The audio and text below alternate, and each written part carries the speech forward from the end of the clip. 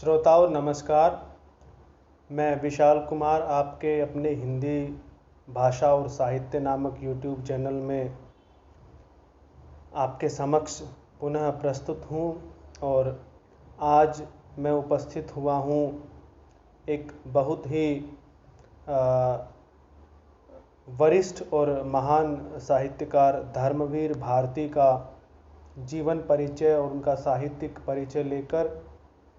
आज हम धर्मयुग के संपादक और धर्मयुग विशेषतः जिनके नाम से जाना जाता है ऐसे पत्रकार और साहित्यकार धर्मवीर भारती के बारे में चर्चा करेंगे।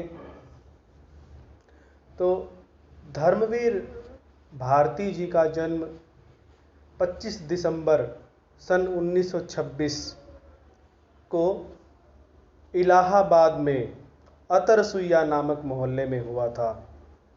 वही इलाहाबाद जिसे आज हम प्रयागराज के नाम से जानते हैं, और वही इलाहाबाद जिसमें बहुत से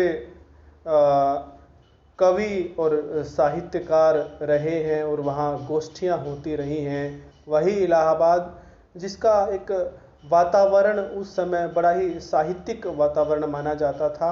तो ऐसे इलाहाबाद में धर्मवीर भारती जी का जन्म हुआ। अब बात करते हैं कि इनके पिताजी का नाम चिरंजी लाल वर्मा तथा माता का नाम चंदा देवी था।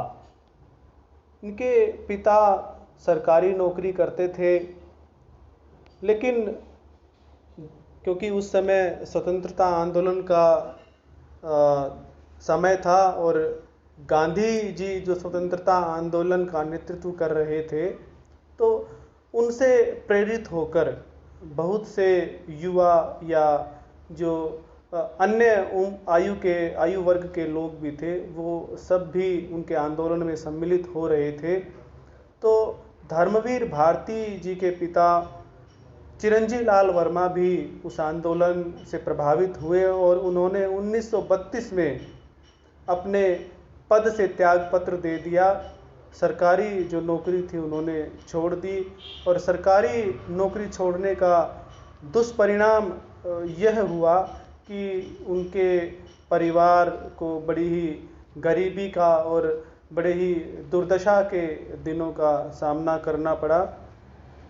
और उनकी माता एक समय बीमार हुई और उनकी माता की बीमारी के कारण उनके पिताजी को भी बहुत आघात पहुंचा और फलस्वरूप 1939 में उनके पिता की मृत्यु हो गई।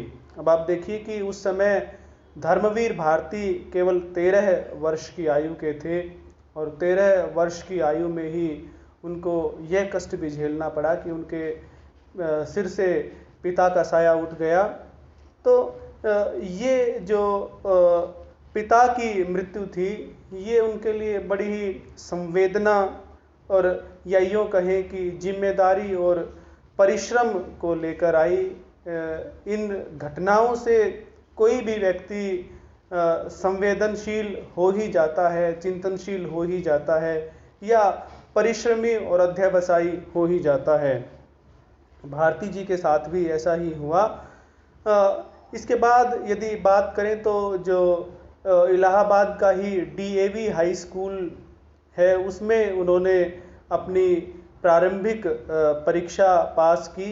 इसके बाद उच्च शिक्षा के लिए जो स्कूल के बाद की शिक्षा होती है, उसके लिए वे प्रयाग विश्वविद्यालय में चले गए और प्रयाग विश्वविद्यालय में उन्होंने BA और MA अपनी उत्तीर्ण की। और क्योंकि धर्मवीर भारती एक मेधावी छात्र थे, तो उन्होंने प्रथम श्रेणी में BA और MA की परीक्षा पास की।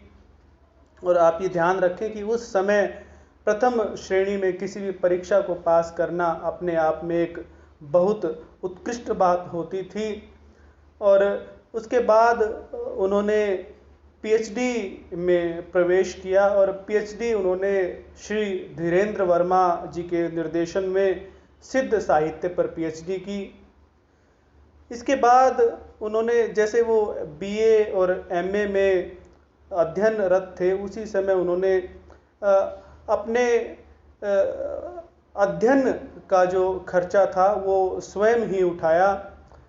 या तो उन्होंने वजीफे, जिसको कि हम स्कॉलरशिप कहते हैं, उस वजीफे से प्राप्त धनराशि का प्रयोग करके अपनी किताबों तथा अपनी फीस आदि का खर्चा उठाया, या फिर वो पत्र पत्रिकाओं में कुछ काम करने लगे और उस काम के फलस्वरूप जो भी उन्हें आय प्राप्त होती थी उसी से उन्होंने अपनी पढ़ाई पूरी की। उन्होंने निम्नलिखित पत्रिकाओं में इस संदर्भ में कार्य भी किया: संगम और अभ्युदय, इन पत्रिकाओं में उन्होंने कार्य किया। इसके अतिरिक्त जो हम देखते हैं कि उन्होंने हिंदुस्तानी अकादमी, इस संस्था में अध्यापक के पद पर भी कार्य किया, उन्होंने वहाँ अध्यापन कार्य किया। इसके बाद हम देखते हैं कि उनके जो वैवाहिक जीवन है उसके बारे में जानने की कोशिश करते हैं। उन्होंने 1954 में अपना प्रथम विवाह किया एक पंजाबी शरणार्थी लड़की के साथ जिसका नाम कांता था, लेकिन यह विवाह उनका सफल विवाह नहीं कहा जा सकता क्योंकि कुछ ही वर्षों में संबंध विच्छेद हो गया। इसके बाद 1960 में उन्होंने दूसरा विवाह किया पुष्पा देवी के साथ, और यह विवाह उनका बहुत सफल रहा और अंत तक यह संबंध बना ही रहा। और 1960 में ही जब उनका विवाह पुष्पा देवी के साथ हुआ तभी वह बम्बई आ गए, और वे बम्बई आए तो उनके साथ धर्मयुग का नाम जुड़ा। ये बहुत ही प्रतिष्ठित पत्रिका उस समय की मानी जाती है। इसका बड़ा ही नाम आज के दिन भी है और इसे बड़े ही आदर के साथ याद किया जाता है इस पत्रिका को। तो धर्मयुग से धर्मवीर भारती जी जुड़े और उन्होंने कई वर्षों तक धर्मयुग का संपादन भी किया, इस धर्मयुग पत्रिका से जुड़े रहे। इसके अतिरिक्त उन्होंने प्रयाग विश्वविद्यालय में अध्यापन का कार्य भी किया, एक प्रोफेसर के रूप में वहाँ उन्होंने कार्य किया। और जब वे प्रयाग विश्वविद्यालय में ही प्रोफेसर का कार्य कर रहे थे तभी उन्होंने हिंदी कोश, जो कि एक बहुत वृहद कोश ये बनाया गया था, उस कोश के निर्माण में भी अपनी महत्वपूर्ण भूमिका निभाई और अपना अमूल्य योगदान उन्होंने कोश के निर्माण में भी दिया। तो इस प्रकार से उन्होंने विभिन्न कार्य किए। इसके अतिरिक्त जो उन्होंने पत्रिकाएं निकाली, एक पत्रिका का नाम निकष और एक पत्रिका का नाम आलोचना, इन दो पत्रिकाओं का संपादन भी धर्मवीर भारती जी ने किया। वे केवल साहित्यकार ही नहीं थे अपितु बहुत अच्छे पत्रकार भी थे। सन 1971 में जब भारत और पाकिस्तान का युद्ध हुआ तब वे सीमा पर ही तैनात थे और सीमा पर एक फौजी के रूप में नहीं अपितु एक पत्रकार के रूप में वहाँ गए थे, और वहाँ का आंखों देखा हाल, जितना सजीव वर्णन उन्होंने करीब से देखकर प्रस्तुत किया है, वह अपने आप में एक यादगार लेख और वह अपने आप में एक यादगार लेख श्रृंखला बन गई है। इसके बाद उन्होंने 1972 में उनको पद्मश्री का पुरस्कार मिला और यह पद्मश्री पुरस्कार उन्हें उनके बहुचर्चित उपन्यास गुनाहों का देवता पर मिला। और ये हिंदी साहित्य का मेरे ख्याल से जिस तरह से शेखर एक जीवनी अज्ञेय का उपन्यास था उसी श्रेणी का बहुपठित उपन्यास है गुनाहों का देवता। और इस उपन्यास को पढ़कर पाठक को एक अलग ही अनुभव होता है, अलग ही रोमानियत का अनुभव होता है। प्रेम के एक अलग ही संसार में पाठक इस उपन्यास को पढ़कर पहुंच जाता है। 1972 में पद्मश्री मिलने के बाद धर्मवीर भारती जी को अन्य भी कई पुरस्कार मिले, जिनमें भारत भारती पुरस्कार, जो कि मैथिली शरण गुप्त जी की रचना जो भारत भारती उन्होंने लिखी थी, उसकी याद में, उसके सम्मान में उत्तर प्रदेश सरकार प्रदान करती है, तो भारत भारती सम्मान भी इन्हें दिया गया। इसके अतिरिक्त महाराष्ट्र सरकार ने इनको व्यास सम्मान से भी अलंकृत किया। इसके अतिरिक्त जो संगीत नाटक अकादमी दिल्ली में स्थित है, उसके द्वारा इन्हें सर्वश्रेष्ठ नाटककार की उपाधि से भी अलंकृत किया गया।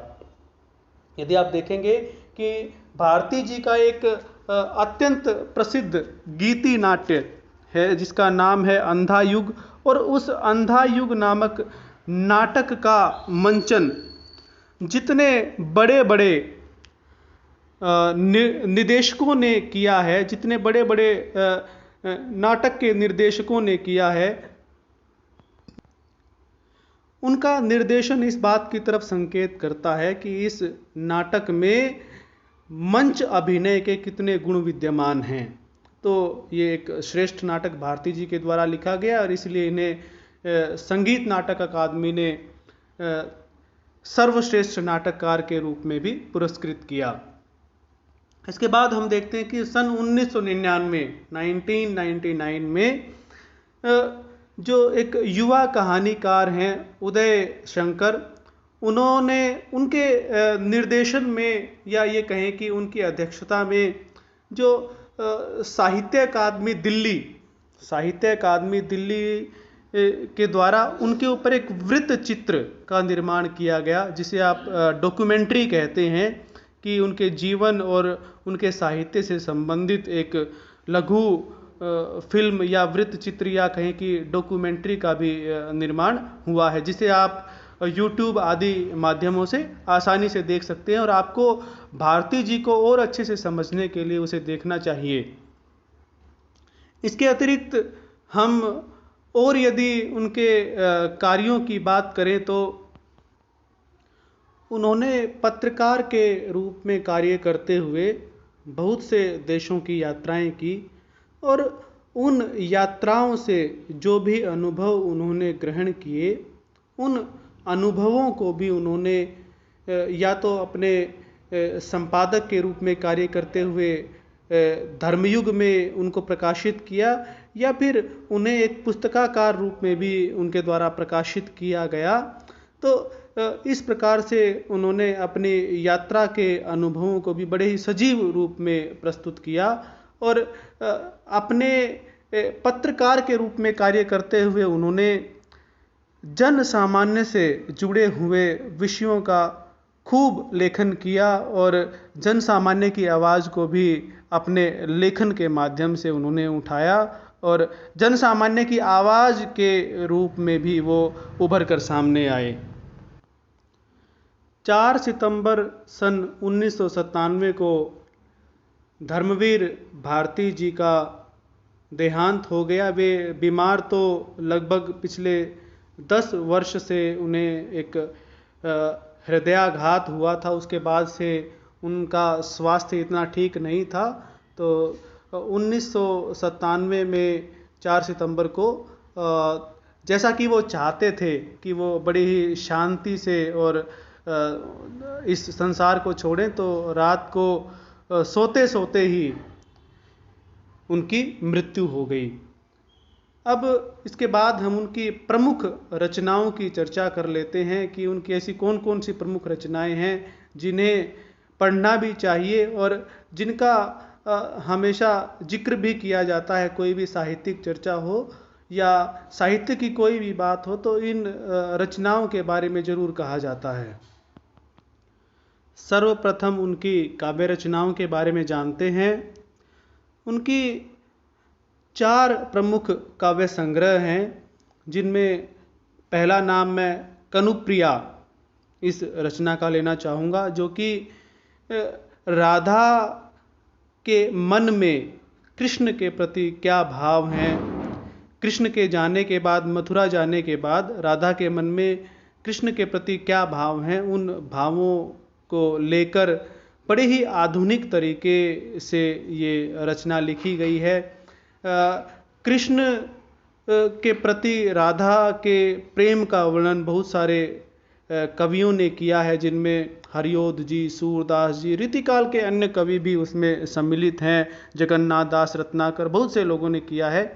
लेकिन इसमें कुछ विशेषता आप यदि पढ़ेंगे इसको तो आपको पता लगेगी कि जो भाव हमें उन कवियों की रचनाओं में दिखाई देते हैं, धर्मवीर भारती जी ने उनको आधुनिकता से जोड़ा है। और राधा जो है कृष्ण के साथ बिताए गए प्रेम के क्षणों को अपनी पूर्णता में जीती है। और यहाँ पर जो प्रेम का चित्रण जिस प्रकार से रीतिकालीन कवियों और अन्य कवियों ने या छायावाद के कवियों ने जिस प्रकार से सूक्ष्म चित्रण और बड़ा ही एक वायवीय चित्रण या आध्यात्मिक पृष्ठभूमि में ले जाकर उसका चित्रण किया, वैसा चित्रण धर्मवीर भारती जी ने नहीं किया, अपितु उनका प्रेम स्थूल और आधुनिकता लिए हुए या हम उसको मांसल भी कह सकते हैं। इसके बाद जो उनकी दूसरी रचना जिसको हम उनका दूसरा काव्य संग्रह कह सकते हैं वो है 7 गीत वर्ष। तो इसमें भारती जी ने अपने जीवन के उन क्षणों का या ये कहें कि प्रेम के उस पक्ष का वर्णन किया है जिसमें एक उदासी और एक जो संसार में प्रेम में मिला हुआ जो धोखा है उस का वर्णन इस 7 गीत वर्ष नामक काव्य में उन्होंने किया है। इसके बाद उनका एक और जो काव्य संग्रह है ठंडा लोहा, जैसा कि इसके नाम से ही कुछ कुछ स्पष्ट होता है कि उदासी, संत्रास, कुंठा इत्यादि ये जो भाव हैं, ये भाव उनके इस काव्य संग्रह की कविताओं में मिलते हैं। इसके बाद उनका एक और काव्य संग्रह सपना अभी भी, यह भी प्रकाशित हुआ। तो उनके 4 प्रमुख रूप से हम काव्य संग्रह देखते हैं, कनुप्रिया, ठंडा लोहा, 7 गीत वर्ष और सपना अभी भी। काव्य संग्रहों के बाद अब हम उनके कहानी संग्रहों की बात कर लेते हैं। भारती जी ने कहानियाँ भी बहुत अच्छी अच्छी लिखी हैं। जिस तरह से वे एक श्रेष्ठ कवि रहे हैं उसी प्रकार से वे श्रेष्ठ कहानीकार भी रहे हैं और आधुनिक युग बोध से जुड़ी हुई कहानियाँ भारती जी ने लिखी हैं। सामाजिक बोध से जुड़ी हुई कहानियाँ भी भारती जी ने लिखी हैं और भावात्मक कहानियाँ भी भारती जी ने लिखी हैं। उनके जो प्रमुख कहानी संग्रह हैं उनमें बंद गली का आखिरी मकान, इसके बाद स्वर्ग और पृथ्वी, इसके बाद मुर्दों का गांव और चौथा जो इनका कहानी संग्रह उसका नाम है चांद और टूटे हुए लोग। तो ये 4 प्रमुख इनके कहानी संग्रह हैं। हालांकि बाद में इनकी प्रारंभ से लेकर अंत तक की कहानियों का एक पूरा संकलन जिसे भारती जी के संपूर्ण कहानी संग्रह के नाम से भी जाना जाता है वह भी प्रकाशित हुआ।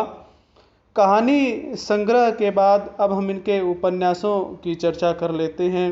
तो जो 2 प्रमुख उपन्यास इनके बड़े ही चर्चित रहे हैं और मेरे ख्याल से जो भी हिंदी साहित्य के बारे में थोड़ी बहुत जानकारी रखते हैं उनको इनका अवश्य ही पता होगा।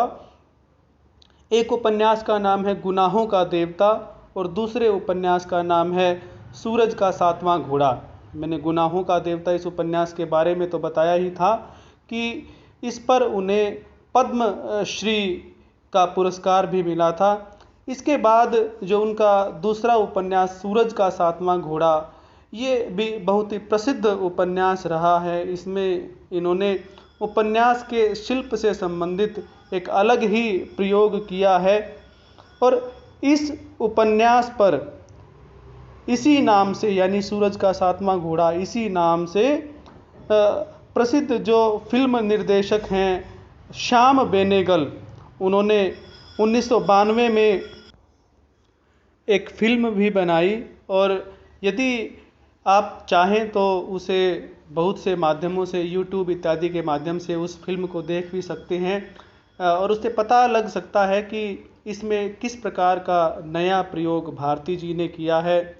7 कहानियों के माध्यम से उनको एक सूत्र में जोड़कर इन्होंने एक कथा कहने का प्रयास किया है। एक विस्तृत फलक की कहानी को, एक विस्तृत फलक के कथानक को एक छोटे से पृष्ठभूमि में उन्होंने समाहित कर दिया है। यह भारती जी की विशेषता थी कि वे अलग अलग कहानियों के माध्यम से उनमें एक नया रंग भरकर, उनमें एक नया अर्थ भरकर इस प्रकार से प्रस्तुत करते हैं कि वे जो कहानियाँ हैं वे अलग अलग प्रतीत ना होकर एक ही कहानी प्रतीत होती हैं। जिस प्रकार से हम पंचतंत्र की शैली देखते हैं कि किस प्रकार से पंचतंत्र में अनेक कहानियाँ आगे जाकर जुड़ती हैं, तो उसी शैली में लिखा गया यह भी एक उपन्यास है।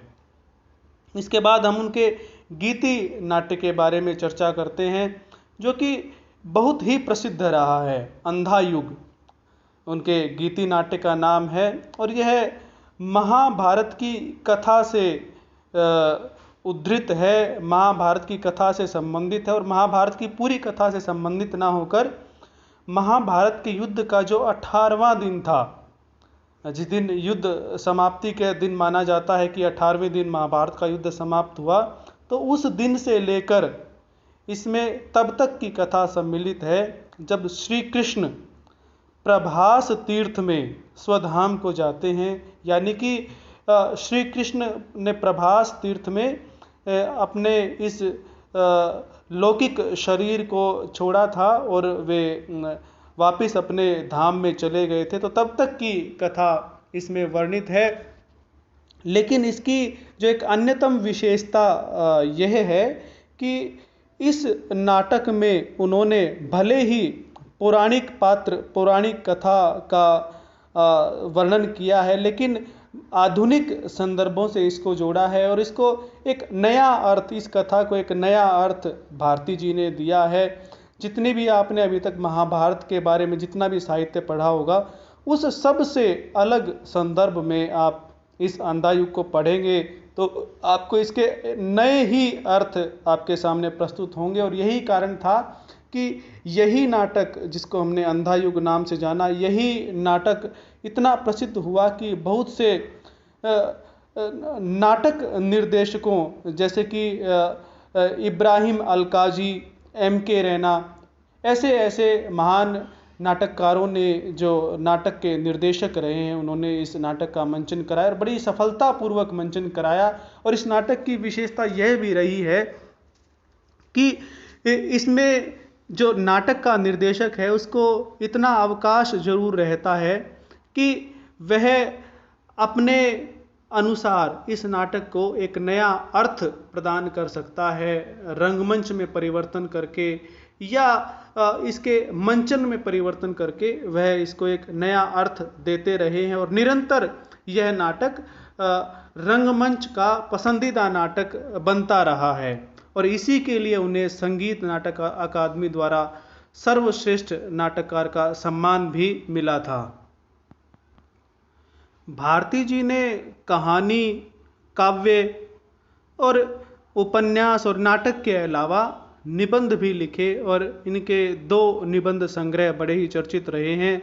एक का नाम है पश्यंती और दूसरे का नाम है ठेले पर हिमालय।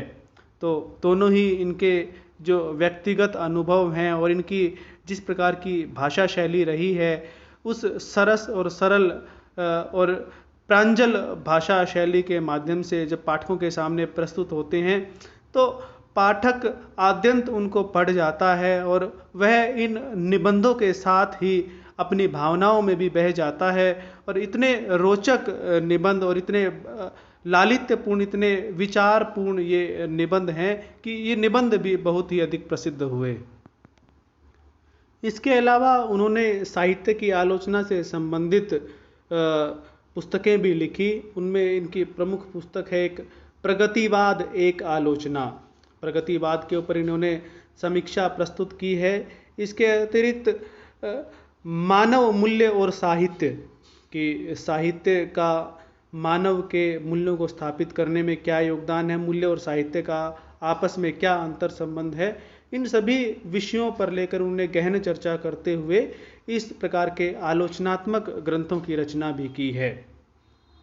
यह थी धर्मवीर भारती जी की प्रमुख रचनाएं। अब हम धर्मवीर भारती जी की साहित्यिक विशेषताओं के बारे में चर्चा कर लेते हैं। पहली जो उनकी साहित्यिक विशेषता है वह है प्रगतिवादी विचारधारा, क्योंकि वह जो दौर था उस दौर में मार्क्सवाद के सिद्धांतों से सभी लोग प्रभावित हो रहे थे। मार्क्सवाद के जो सिद्धांत थे उन सिद्धांतों की चर्चा, चाहे वह साहित्य हो या और कोई कला क्षेत्र हो या दर्शन हो, उनमें बड़ी बलवती थी और उसका प्रभाव भारती जी पर भी पड़ा और भारती जी स्वयं मार्क्सवाद से प्रभावित थे। लेकिन यह अवश्य कहना होगा कि भले ही वह मार्क्सवाद से प्रभावित थे, लेकिन जो मार्क्सवाद में अतिवादी विचारधारा है उस अतिवादी विचारधारा को वे स्वीकार नहीं करते थे। केवल मार्क्सवाद का समर्थन वे वहीं तक करते थे जहां तक उसमें जन कल्याण छिपा हुआ है। भारती जी का स्पष्ट यह कहना था कि जितने भी सामाजिक मूल्य हैं या जितनी भी हमारी परंपराएं हैं या यदि कोई भी दर्शन है, कोई भी जो विचारधाराएं हैं, उनकी अच्छाई या बुराई की कसौटी कि उन्हें अच्छा या बुरा तभी कहा जाए जब वो समाज के लिए उपयोगी हैं या अनुपयोगी हैं। यदि वे समाज के लिए उपयोगी हैं तो उन्हें अच्छा कहा जाए और समाज के लिए अनुपयोगी हैं तो उन्हें बुरा कहा जाए। तो उनकी कसौटी समाज में उपयोगिता ही होनी चाहिए। और चाहे कुछ भी हो, मार्क्सवाद हो या प्राचीन जो भारतीय परंपराएं हो, उन सब के प्रति भी उनका यही दृष्टिकोण था कि ये जब तक समाज के लिए उपयोगी हैं तभी तक इन्हें एक आदर्श जो है वो दर्शन कहा जा सकता है। उनका यह भी कहना था कि केवल इसलिए कि पश्चिमी जो संस्कृति है वह हमसे उत्तम तकनीकी के मामले में है, केवल इसी आधार पर पश्चिमी संस्कृति को हमें नहीं अपनाना चाहिए और ना ही हमें ऐसा करना चाहिए कि भाई हम भारतीय संस्कृति के नाम पर उन परंपराओं से भी जुड़े रहें, उन मध्यकालीन परंपराओं से भी जुड़े रहें जो कि मानव मूल्यों के खिलाफ हैं और जो कि वृहद मानवीय संबंधों का उल्लंघन करती हैं और किसी वर्ग विशेष को प्रश्रय देती हैं। तो उनका मानना यही था कि चाहे वो पश्चिमी संस्कृति में और पूर्वी संस्कृति में या फिर साम्यवाद या पूंजीवाद, चाहे कोई भी वाद हो, उनमें समन्वय बनाकर, संतुलन बनाकर ही चलना चाहिए, तभी वे समाज के लिए उपयोगी सिद्ध हो सकते हैं। भारती जी की दूसरी काव्यगत विशेषता है उनके द्वारा सामाजिक संघर्ष का चित्रण भी किया गया है। समाज में किस तरह से जो उस समय मध्य वर्ग है वह मध्य वर्ग किस प्रकार से संघर्षशील है, उसके मानसिक अंतर्द्वंद को, उसके मानसिक संघर्ष को भी उन्होंने चित्रित किया है। उदाहरण के लिए हम देखें कि उस समय इन बातों को लेकर जो युवा वर्ग था या जो एक जिसे हम पढ़ा लिखा वर्ग कहते हैं, उसके मन में ये संघर्ष चलता रहता था कि आदर्श और यथार्थ इन दोनों में किसे अपनाया जाए। इसके अतिरिक्त स्वप्न और वास्तविकता इन दोनों में से किसे अपनाया जाए, या इन दोनों के बीच में संघर्ष निरंतर समाज में भी जारी रहता था। इसके अतिरिक्त उन्मुक्त प्रेम और व्यावहारिकता कि कई लोग उन्मुक्त प्रेम के पक्षधर थे, कई लोग उसे व्यावहारिक बात नहीं मानते थे। इसके अतिरिक्त एक तरफ तो क्योंकि भारत उसी समय स्वतंत्र हुआ था तो लोगों को आने वाले भविष्य में एक भव्य जीवन जीने की आशाएं थी, उनकी मनोदशा में ये भी बात थी कि अब हम आज़ाद हुए तो हमारा जीवन सुधरेगा और हमारा जीवन भी एक बेहतर जीवन बन सकेगा। लेकिन दूसरी तरफ जो तत्कालीन राजनीति थी या जो भी समस्याएं उस समय समाज में थी, उनको देखकर कहीं न कहीं उनके पैरों तले से ज़मीन भी खिसक रही थी। तो ये जो संघर्ष चल रहे थे, इसके अतिरिक्त कि पूजा के लिए फेंके हुए फूल और जो पूजा पर चढ़ाए हुए फूल या जो अर्थी पर फेंके हुए फूल हैं, उन दोनों में क्या अंतर होना चाहिए। तो इन सब बातों का जो संघर्ष है वो उस समय समाज में चल रहा था और इस समाज के संघर्ष से संबंधित कविताएं ही उन्होंने लिखी। उनकी कविताओं में भी ये संघर्ष दिखाई देता है और निरंतर रूप से इन्होंने समाज के इसी संघर्ष को लेकर, चाहे वह समाज में दिखाई दे या व्यक्ति के अंतर मन में हो, इस संघर्ष पर उन्होंने अपने काव्य की रचना की है। भारती जी के काव्यगत विशेषताओं में जो तीसरी विशेषता हमारे सामने आती है, प्रेम संबंधी दृष्टिकोण। हमने छायावाद में भी देखा कि किस प्रकार से प्रेम का सूक्ष्म चित्रण छायावाद के कवियों ने किया। उनके प्रेम में वो स्थूलता, वो मांसलता नहीं थी, लेकिन क्योंकि अब समय बदल गया था, प्रयोगवाद और उसके बाद नई कविता का दौर चल रहा था, तो उस समय में प्रेम के ये सारे मायने बदले और जो उनका काव्य संग्रह कनुप्रिया, उसमें उन्होंने किस प्रकार से एक प्रेम की मांसलता का भी वर्णन किया है और किस प्रकार से यथार्थ रूप में राधा जो है वो प्रेम के क्षणों को जीती है, उन्हें पूर्ण भी मानती है। और जो उनकी कविता है कि फागुन की शाम, उसमें भी हम उनके इसी प्रकार के प्रेम संबंधी चित्रण को देख सकते हैं। तो प्रेम संबंधी चित्रण में उन्होंने कई बार तो जो उनकी लोक परिवेश होता है, उस लोक परिवेश से संबंधित ही चित्रण किया है, लेकिन कई बार उसमें उदासी भी हमें दिखाई देती है कि टूटे हुए प्रेम से जो उदासी या जो खिन्नता व्यक्ति के मन में उत्पन्न होती है, उस खिन्नता या उस उदासी को हम उनके काव्य में देख सकते हैं। इसके बाद जो अगली विशेषता हम भारती जी के काव्य में या उनकी रचनाओं में देखते हैं, वह है प्रकृति चित्रण। प्रकृति का स्वतंत्र रूप में और उद्दीपक रूप में, दोनों ही रूपों में चित्रण कवियों के द्वारा किया जाता है। लेकिन भारती जी के कविताओं में अधिकतर हम प्रकृति का उद्दीपक रूप में ही चित्रण देखते हैं, यानी मानवीय मन के भावों को उद्दीप्त करने में, उनको बलवती करने में, उनको जागृत करने में प्रकृति उनकी कविताओं में एक अहम भूमिका निभाती है।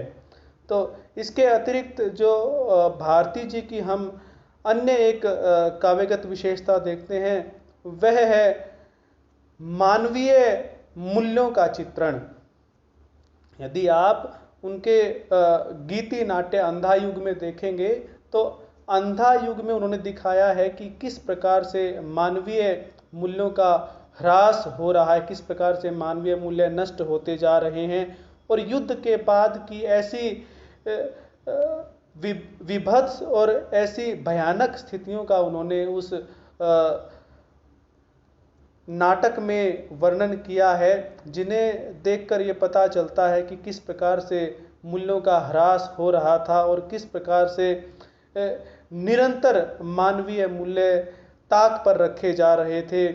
चाहे वह पांडव हो या कौरव हो, सभी मानवीय मूल्यों पर खरे नहीं उतर रहे थे, सभी ने मानवीय मूल्यों की हत्या की। केवल कृष्ण ही ऐसे रहे कि जिन्होंने वृहद मानवता के मूल्यों को स्थापित करने के लिए प्रयास किया और वही युग पुरुष बनकर सामने आए। अंधा युग को पढ़ने से यह भी पता चलता है कि मूल्यों के ह्रास की इसी प्रक्रिया से धर्मवीर भारती जी बड़े ही शोकमग्न भी रहते थे। उन्हें दुख था कि किस प्रकार से मानवीय मूल्यों का धीरे धीरे ह्रास होता जा रहा है। भारती जी के काव्य की रचनाओं की एक और विशेषता यह है कि उनके काव्य में व्यंग्यात्मकता का समावेश भी हो गया है। जहाँ वे प्रेम और सौंदर्य के इतर समाज से जुड़ी हुई, समाज के यथार्थ से जुड़ी हुई कविताएं लिखते हैं, यानी जिसमें तत्कालीन राजनीति, तत्कालीन सामाजिक परिस्थितियों का वर्णन हुआ है, उन सब में वे व्यंग्यात्मक भाषा का उपयोग करते हैं। एक उनकी कविता है मुनादी। उस कविता में उन्होंने जो इंदिरा गांधी के समय में इमरजेंसी का समय था, उस इमरजेंसी के समय को चित्रित किया है, जिसका सारांश यह है कि एक बूढ़ा व्यक्ति जो कि 72 साल का है, 70 साल का है, उसके सत्य बोलने पर सब इतने डरे हुए हैं, राजनीति इतनी डरी हुई है कि वह उन्हें सहन नहीं कर सकती।